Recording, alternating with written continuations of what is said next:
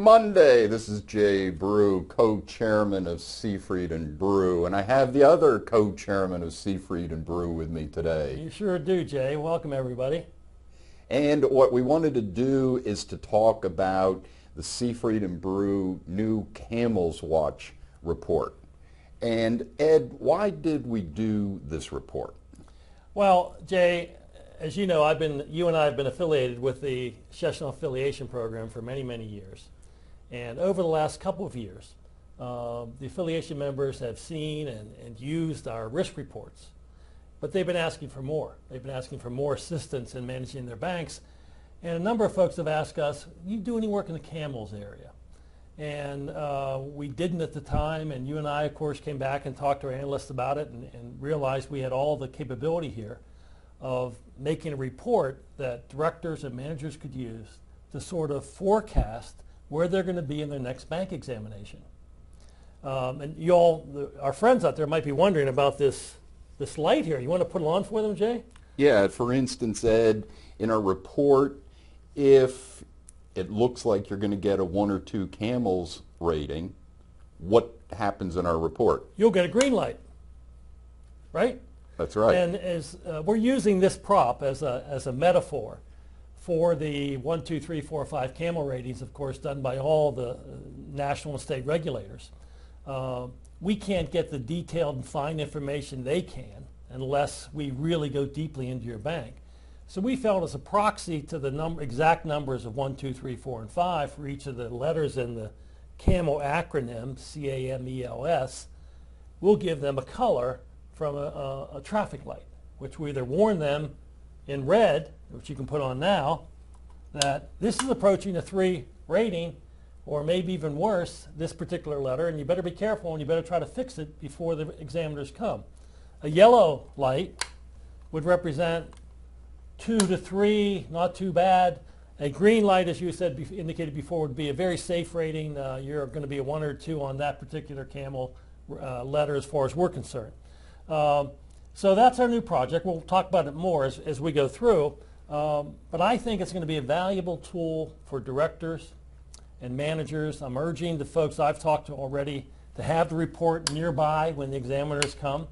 It'll show that they're interested. The bank and the staff is very interested in what the examiners have to do. They're not afraid of the examination process.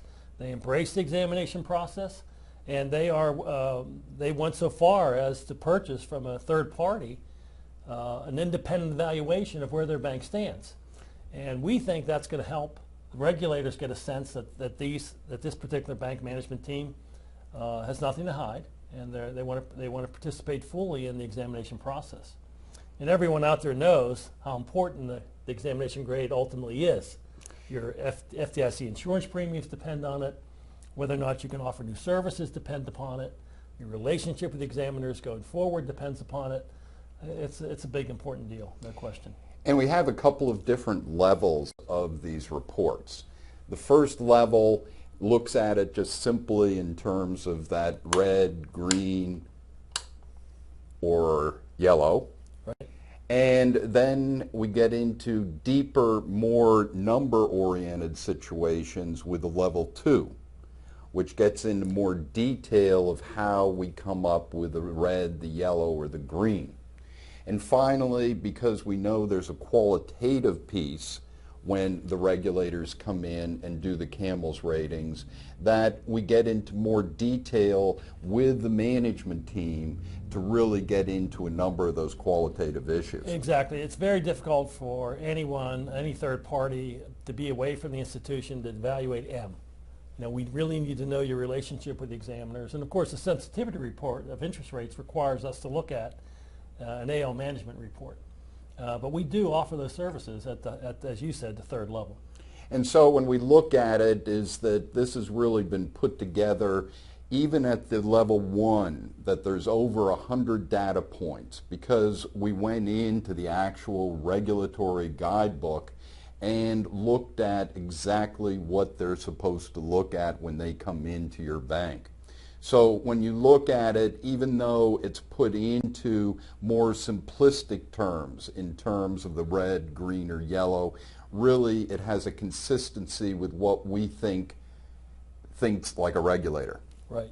And so if you're on the verge of an examination and you're anxious to see what perhaps they could look at or what some of the areas you better be prepared for, you might want to contact us and get our report. Well, now, Ed, let's move over, because since we have you here, let's hear your thoughts on this economy. Good. And especially from the standpoint of where we had been looking at, and we talked about the predictive nature. Let me just turn this off, Ed. Okay. The predictive nature of, back in April, the state leading index, which we use as part of our way of looking at state economic risk. And as we were looking at this, we were saying, wow, this is really fantastic, that most of the country was in that dark green zone, which was indicating 1.5 to 4.5% growth. We didn't have any red states. All we had was Louisiana and Rhode Island showing a little bit less than, positive growth. So then, Ed, we suddenly got this next month. Yeah, this is very disturbing to us, of course, but Jay, you had to expect it.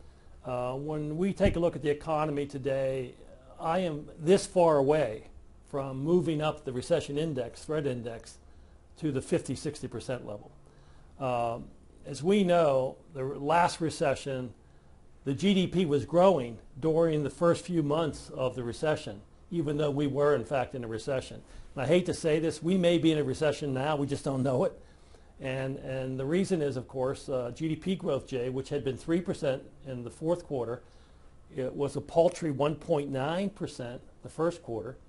The second quarter's GDP will be coming out in a few weeks, and it could easily be under 1.9. And unemployment is sticky at 8.2%.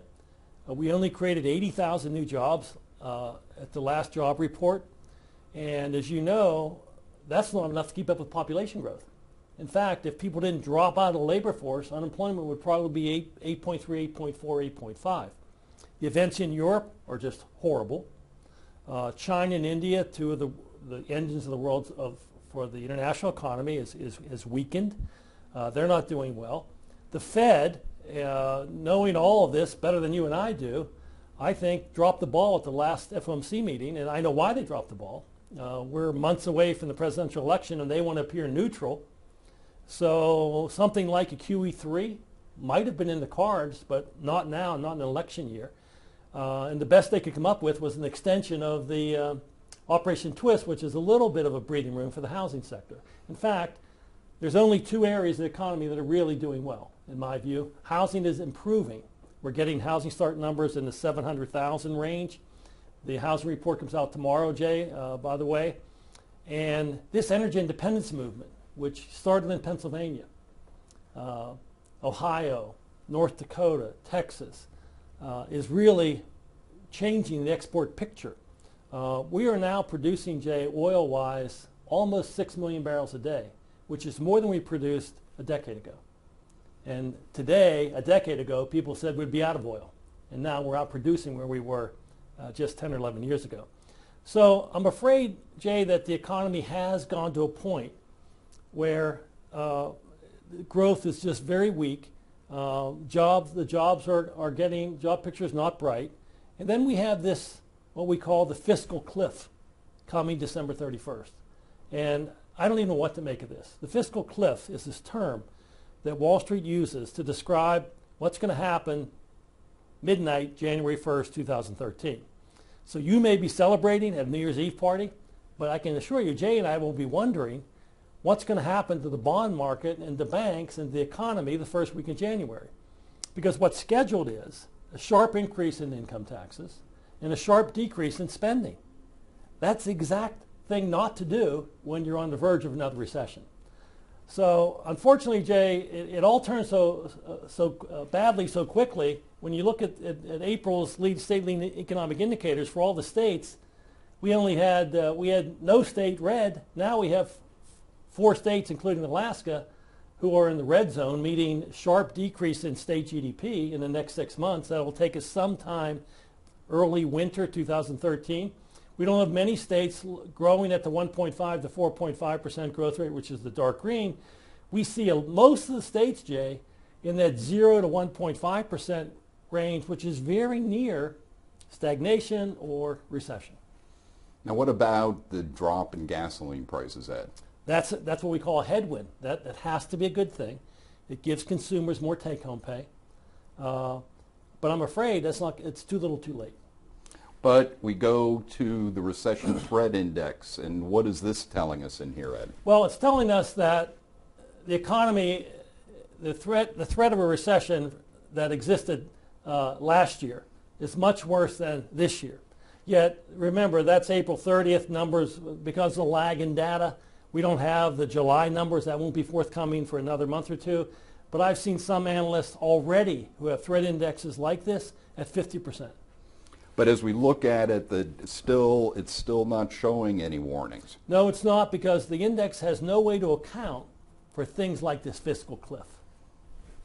The index doesn't know that the tax right. debate is going on in Congress. The index doesn't know about the sharp spending cuts that might be forthcoming. The index doesn't know, of course, nor do we, who the next president of the United States is going to be. So right now, I would say most likely movement for our recession threat index over the next few months is upward. Okay. Well, thank you, Ed, for joining us. You're welcome. Good to see everybody again. I'll be back as soon as the FOMC has another meeting here at the end of the month. And we'll be doing our asset liability updates for our PRR subscribers. We sure will, and we'll have more news probably on our CAMELS report as well. Have a great week. This is Jay Brew, co-chairman of Seafried and Brew. It's Seafried. Good to see you again.